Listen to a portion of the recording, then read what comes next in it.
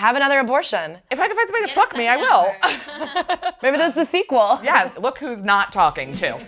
I'm Claire Parker. And I'm Ashley Hamilton, and this is Memoir Practice. We are the foremost experts in the world on celebrity memoirs. So we are talking to the next generation of memoirists to make sure that their books aren't bad. Today we have comedian, writer, abortion survivor, Alison Leiby. That makes it sound like someone tried to abort me. But no, I just like low-key had one, so it's fine. I guess we'll dive into your life, your story, Let's do it. your existence. Where are we starting? We're starting like what I consider to be the beginning of adulthood, which is your mid-20s. I went to Cornell. I was an English major. I moved home for a very brief amount of time to apply to PhD programs because I really wanted to be an English professor. Oh my God. And then I didn't get into any of my PhD programs, and I had a breakdown, and I was like, I'm moving to New York. So Beautiful. It really worked out for me. Okay, so now we're 20s. Yes, I'm in New my York 20s. City. One of my best friends from college got engaged, which like Mid-20s, very evangelical. we were close, but like I had started doing comedy. She was also a funny person, a girl who everybody's like, you should be on SNL. Nobody who says that knows what it means. No, I find it to be an insult. People are like, I don't know what to do with you, and you're not hot enough for me to try and fuck you, so you should be on SNL. Often ants are saying it at Thanksgiving. Yes, but she went like a humanitarian route, as very rich people get to do, where they're just like, this is fun. I'm gonna help the world. And it's like, you don't have a job. And she was planning her wedding, and she was like, I want you to be my maid of honor. I'm not having any other bridesmaids. You don't have to do anything. Like, I literally just want you to stand there during the wedding, and I want you to make a speech. And I was like, easy peasy. That's so great. She like proposed some dates for her bridal shower, and I was like, if it's this one weekend, like I did submit to a comedy festival. I don't know if I'm gonna get in, but if I do get in, I'm gonna go. And she was like, it's totally fine. Like, it's a luncheon, like it doesn't matter. So I get into Bridgetown, not to brag. That is actually a huge deal. Yeah, but she had picked that date anyway, being like, you know, a bridal shower, that's really for family. Yeah, it's that's for your mom. Once again, it's for your aunt who will then go, you should be in SNL. I called her and I was like, hey, like I obviously have to go. It's like a huge like game changer for my career. She turned on a dime and was like, I can't believe you're missing one of the most important weekends of my life for your hobby. No. Hobby. That is really mean. Hobby. I tried to be like, I'm so sorry. Like, I'm gonna make it up to you. If I could fly back, I would. It's just like literally it's across the country. And she hung up on me. And then her mom emailed me and said, I can't believe what a disappointment of a friend you are. And I was just like, ah. And then I spent so much. I sent gift bags with like mixed CDs and Advil and a mini vodka, you know, all the like stuff. And then I like called ahead and got like champagne at the restaurant they were going to. Like I tried to make That's it like up. a lot for like someone who's... I was making no money. He was losing money on a festival, I think. 100% lost money on going to Bridgetown. I sent all this. She was not answering my calls. She was not answering my emails for weeks and weeks and weeks. And finally, like 2 weeks before the wedding, I finally like got through to her. And she goes, we all decided, her and her mom, it would be best if you were just a guest at the wedding. I would rather have no one than you.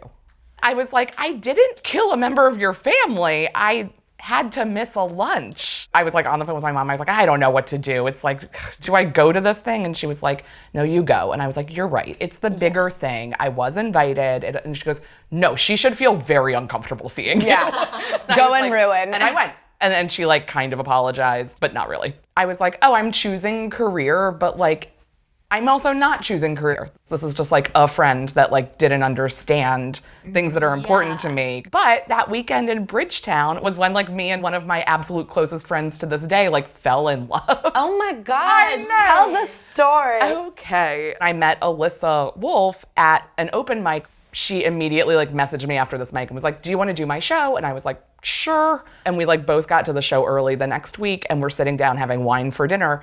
And we were like, so like, where are you from? Like very first date. She's like, oh, where'd you go to college? And I was like, upstate New York. And I was like, what about you? She was like, Boston. And I was like, did you go to Harvard? She was like, you went to Cornell. And I was like, got it. We're the worst. We're two smart idiots like who found each other.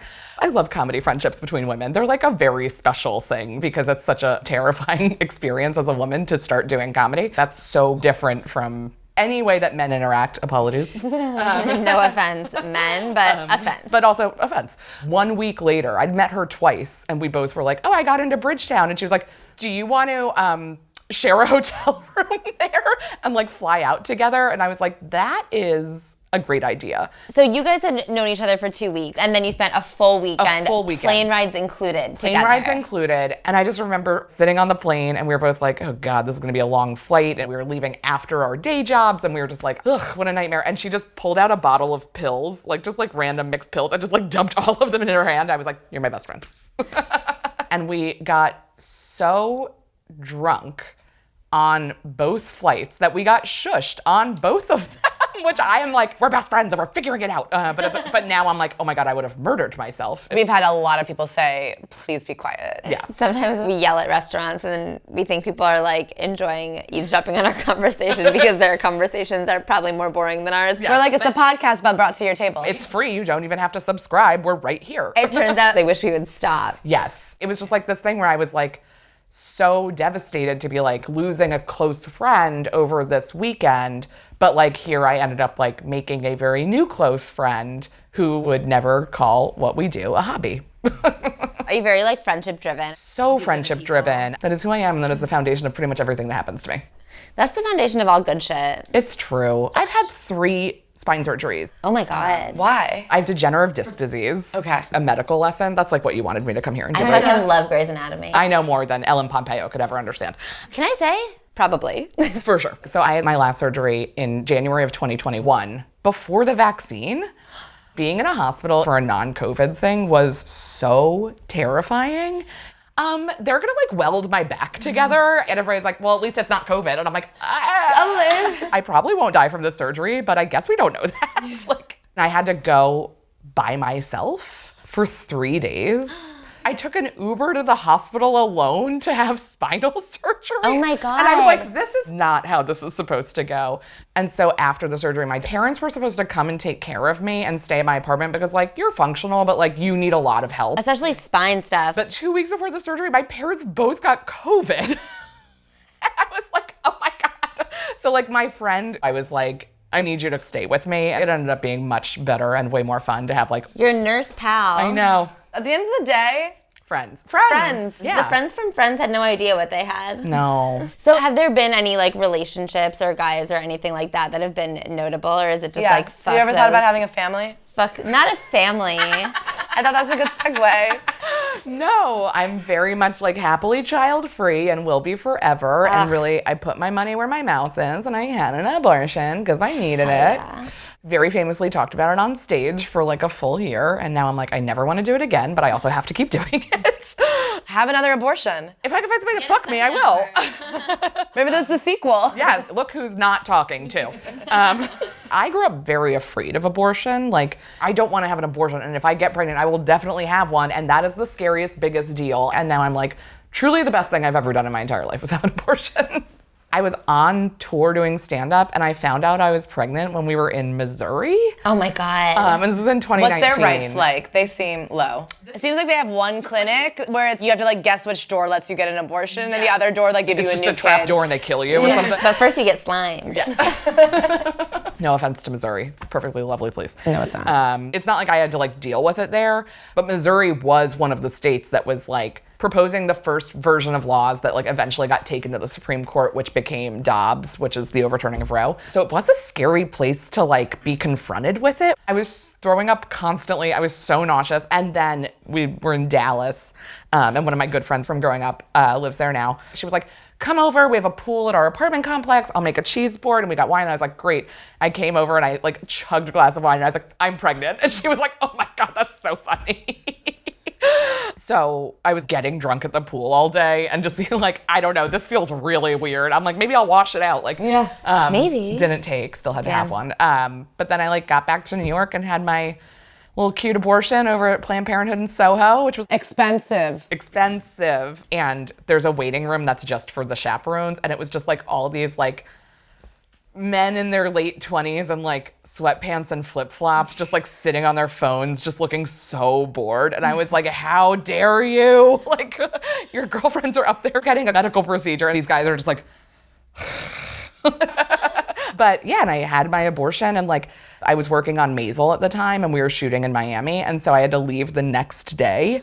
Also, like, after you have an abortion, you're not sick after, but like you are like uncomfortable. It feels kind of like post-period a little bit where you're just like a little bloated, a little like a little painful.